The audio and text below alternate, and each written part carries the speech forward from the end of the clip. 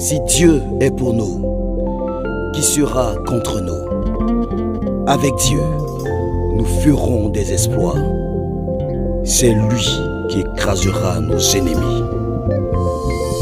Bienvenue à MGF numéro 26. Le psaume 60, le verset 12 dit « Avec Dieu, nous ferons des exploits. Il écrasera nos ennemis. » Bien-aimé, à un moment donné dans la vie, il faut s'arrêter.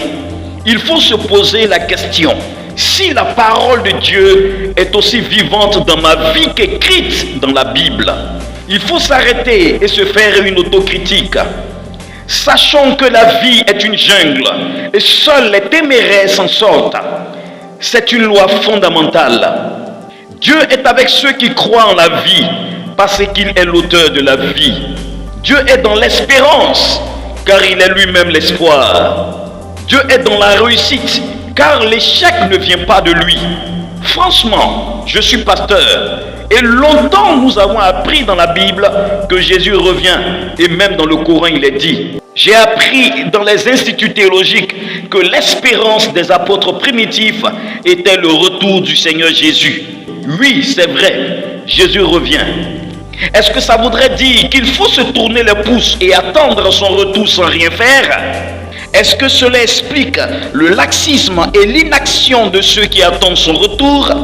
Frère, dans mes recherches et en lisant la Bible, j'ai découvert que la volonté parfaite du Seigneur est tout autre. Bien-aimé, le but ultime du plan de Dieu n'est pas l'enlèvement de l'Église, mais son installation sur une terre transfigurée, régénérée, selon Matthieu, le chapitre 19, le verset 28. Qu'est-ce que cela voudrait dire? Notre espérance n'est pas de fuir le monde, mais de voir ce monde racheté et restauré. Et nous avons tous une part à jouer, bien-aimés. Alléluia. Si nous ne devons pas fuir ce monde, c'est que nous avons un rôle à jouer dans le concert des nations. La Bible a déclaré que la création tout entière attend la manifestation des fils et des filles de Dieu. La Bible a déclaré que la création attend que tu te manifestes. Comment penses-tu donner du pain à celui qui a faim si tu n'as pas de quoi manger? Comment penses-tu être hospitalier si tu n'as même pas un toit où dormir? Le comble, c'est lorsque tu n'arrives même pas à payer ton loyer. Franchement, est-ce que la Bible est réelle dans ta vie? Si la Bible a été jusqu'alors l'histoire des autres racontée, si la Bible, jusqu'alors, n'était qu'une théorie pour toi, alors je t'annonce que les Saintes Écritures sont esprit et vie. Alléluia.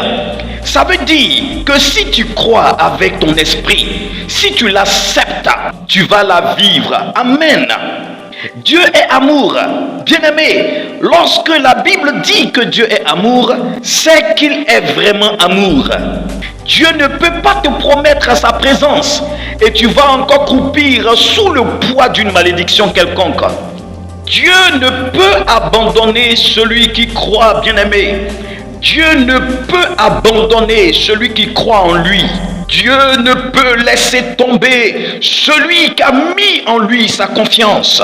Dieu est fidèle. Israël était à Kadesh Barnéa, face à la montagne des Amoréens, face aux fils d'Anak, face aux géants. Mais Dieu avait parlé. Cette terre était la leur, même si elle était habitée. Quand Dieu parle, il faut croire. S'il ne t'a pas encore parlé, alors recherche sa face, jusqu'à ce que tu entendes sa voix. Car quand Dieu parle, il se donne les moyens d'accomplir ce qu'il dit. Josué et Caleb étaient ces deux-là qui ont cru en la promesse de Dieu.